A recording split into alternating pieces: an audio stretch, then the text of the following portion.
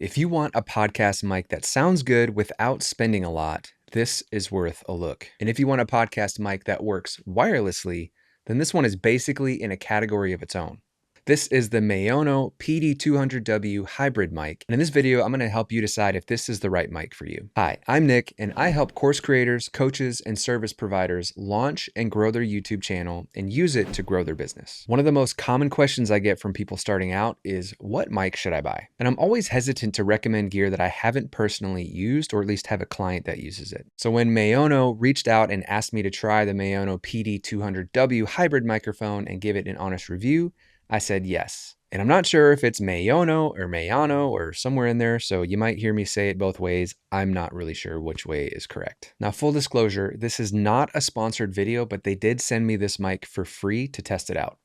But other than asking me to mention a few specific features, everything you hear in this video is my genuine experience using it. When I first heard this was a wireless podcast mic, I have to admit I was really skeptical. I highly doubted that something at this price point could have good quality audio wirelessly. Not that I doubted you could technically make a wireless podcast mic, but I really thought the audio quality just wouldn't be there. But I wanted to give a really honest review of this thing and not just plug it in and use it for one video. So I've been using it for weeks for pretty much everything. I've tried it in multiple situations and multiple devices, and I was really surprised by how good it sounded and how well that it worked. Now, the reason they call it the Maono PD200W Hybrid is that there are 3 ways to get broadcast grade audio with this microphone. There's 2.4G wireless for maximum freedom, USB plug and play on a phone, tablet, or computer, or XLR for a stable pro setup with audio interfaces. Now, what really sets this mic apart is the wireless option, because at the time of this recording, there is no other podcast style mic that offers this feature. At the beginning of this video, I was using the USB output. Did you notice though that I switched a little bit ago to the wireless? If you can see, there's no wires. And if you back up, you'll see that at one point it switched to wireless, and you probably didn't notice a difference in the audio quality. I was fully expecting there to be some quality loss, maybe some latency when you go wireless, but it still sounds really good, and I really don't notice any difference. I even did a comparison with some of my other high-end microphones, and it sounds really good even compared to those. Okay, so who is this mic for? This mic is for you if you want a podcast style microphone that sounds good without spending the same kind of money you would on a Shure SM7B or even an MV7 or some of those other high-end microphones. It's also for you if you want that flexibility with the wireless option to be able to record from different places and not have to worry about everything else you need to run a normal wired microphone. It's also a great option if you go to conferences or things like that where you want to interview people or do podcasts in different places and you want to reduce all the extra stuff you'd have to bring with you and hook up and mess with. Instead, you could just use the wireless feature and just cut out all that extra stuff. So who shouldn't buy this mic? First, I would say if you do videos where you're not like sitting statically somewhere, like if you're walking around or you do like outdoor stuff, I probably wouldn't go with this mic. It's not really designed for that sort of thing. You'd have to hold it or have a stand. That just doesn't make sense. And you could, use some kind of wireless lav mic or something for that. So if having a wireless podcast mic would make your life easier, or if you're just looking for a good sounding mic at an affordable price, then I would grab this. I'll link to it in the description, or you can scan this QR code here on the screen to buy it. One cool thing about this mic is there's an app you can use to tweak some settings, and I'm going to play with that a little bit. And if you go to Maono.com/products/Maono-Link-software, and I'll link to that in the description. You can download this software to your computer. I believe there's an app on your phone as well. And so depending on what you're going to use it with, just download the right thing and just click on this. It was a little confusing at first. I'm like, where is the link? There is no link. Well, if you scroll down, they must make individual apps for different mics. So you can use this to click around and find the mic that you have. And in this case, it's the PD2W. So I downloaded for Mac. Let's take a look at that. So I pulled it up, and we can access volume settings, which is cool. There's noise cancellation. So you could, right now it's just on slight. We could try it. What I might do is fire up my furnace, my air conditioner, just to have some kind of background noise. I could also fire up the unit that I used for archiving my footage. It's got a fan on, it's kind of noisy. So we'll do that here in a moment. I just want to kind of click through and see what we have here. And scenes. So we actually have some effects that we could apply. That's interesting. So I wonder if it goes direct to audio. It must. That's pretty cool. The main reason I wanted to download this app is because I don't like how the light on this like pulsates. And so right now it's set to breathing. Loop just goes around and shows all of the colors. Fixed, it's just set, which is what my preference would be. Either set or just off. Ooh, we can change the brightness. That's cool. I generally am a fan of not having distracting things going on. So I don't mind there being a light. I just don't want it to be like pulsating and drawing people's attention. So I think that's pretty cool. You can even pick a custom color. All right. So you could like match your brand color, kind of. You can't pick a specific hex code, but you could get it, pretty close to like what your colors are. I like that. Cool. Or you can just shut it off. A good reason why you probably wouldn't want the light to be bright if you're using the wireless feature and it's not plugged into power, it'll drain the battery faster. Now, probably it doesn't make that much of a difference, but every little bit helps to squeeze out as much juice as you can. So I honestly, if I'm going wireless and I'm not plugged in, I would probably just turn it off. It's using less power that way.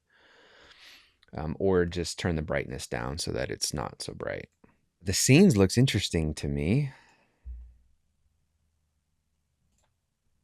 What I wouldn't like is just picking a random one. Being an audio guy, bumping up 100 might be okay, but depending on your room, you might actually have a resonant frequency around like 120. That's pretty common. Having a low mid frequency bump something in your room paired with your voice where there's just a build-up frequency that doesn't sound great, and I would be concerned about that hurting that. EQs cannot be modified. What? Can I do my own? Certainly, you must be able to just do your own. Yeah, I can do a new one. It's pretty common for there to be build-up we don't want in the 300 to 500. 500 always, I subtract a lot of 500 out because it's just gross. And then depending on your voice in your room and your mic, you might have some here in this area too. And then, yeah, I could see where maybe 5K you might have some stuff you don't like as well. It's interesting. You might just try it, record yourself with each one, and then listen back, and then do the original. Make sure, compare it to the original, see what you like and don't like.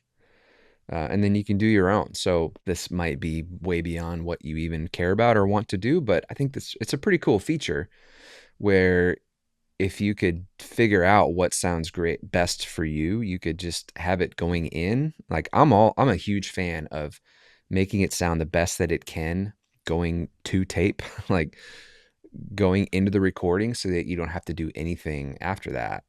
Some people like to just fix it in post.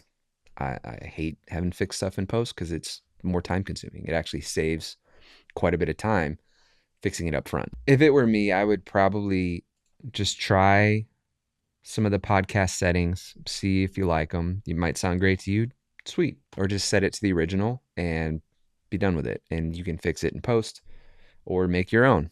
So that's what I would do with that. Now I want to test the background noise reduction feature. So I've got the app pulled up, and at the moment it's set to slight. I think that's just like the default. Let's turn it off. I have the air conditioner running, and then my archive unit is running that has its own fan. You can see when I'm not talking, there's a level right here. So I'm assuming, I won't know until I listen back to the recording, but so I'm assuming it's picking up that background noise. Now let's check what it is with slight. So I still see it bouncing a little bit. It might be picking up some of it. Let's change it to moderate. So I still see it pick up some of it. We'll see what that sounds like. And then aggressive.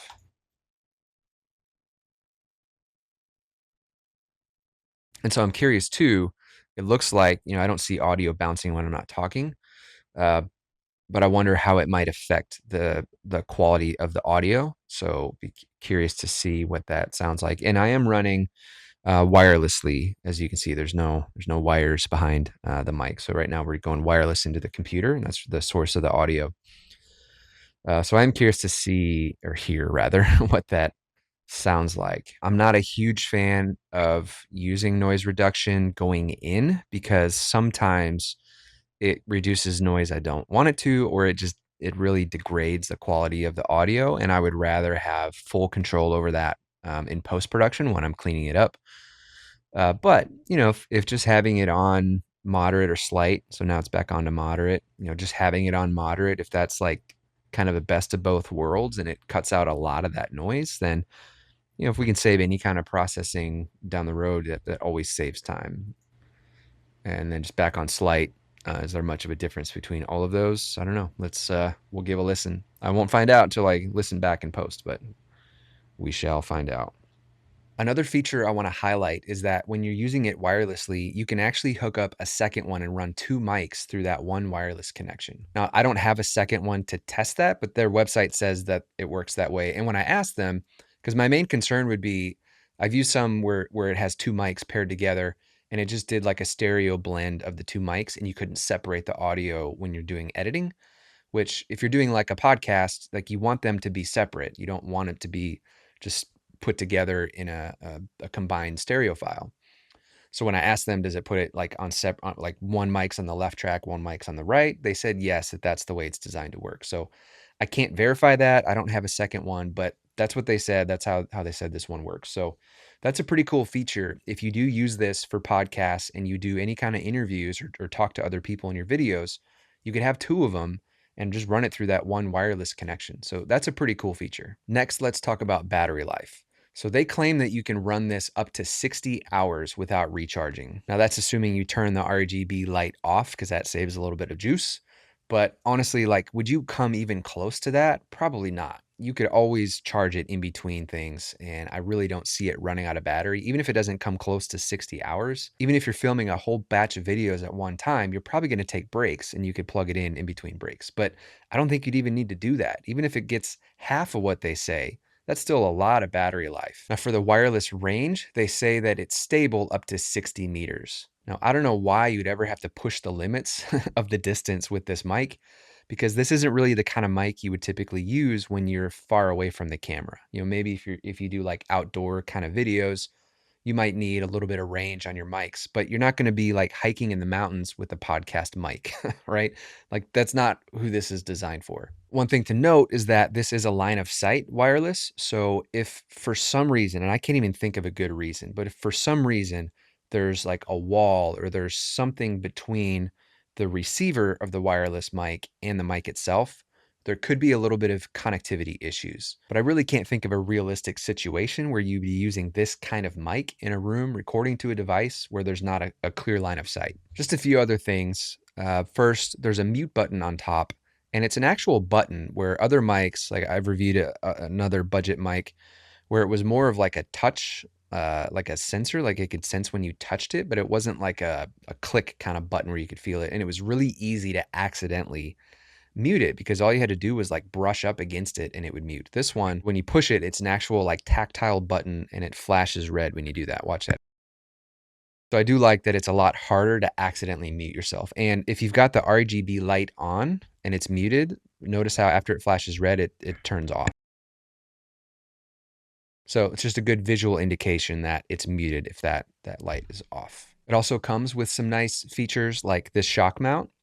Some mics don't come with a nice shock mount. This one does. So that's a great feature. Comes with a USB cable and some adapters so that you can go from USB-C to USB regular, whatever the letter is for regular USBs. And you can get a kit that's just this mic on a desk kind of stand, or you can get the one with the boom arm. As far as the build quality goes, I think it's really decent for the price point. It doesn't feel quite as heavy or sturdy as like the Shure SM7B, but at this price point, I wouldn't expect something like that. But it does feel like it's pretty well built. Really, my only complaint is that this windscreen comes off like really easily. It's not really held on by much, but it's not really that big of a deal. All right, now let's talk price. So you can get two versions. The one with just the tabletop stand is a little cheaper. The price changes kind of depending on what specials they might have running. Earlier when I checked, it was in the US $94.99 for that tabletop version, and then $123.49 for the boom arm. But at the moment on Amazon, there's a sale running, and you can get the tabletop version for $84.99 or the boom arm for $104.95. So those are really good prices for a mic with this many features that sounds that good. So if you're looking for a mic and this one seems like it's the one for you, jump on it now. Go ahead and get it. I firmly believe that audio is one of the most important things when it comes to good quality video, but it's not the only thing. So if you want to do everything you can to make the highest quality videos possible, I've put together a free training video that covers everything you need to know to make high quality videos in your home or office studio. Head over to glacierrockmedia.com/studio and grab that training today. Well, I hope you found that helpful. If you did, please hit that like button. It really does help, and I'll catch you on the next one.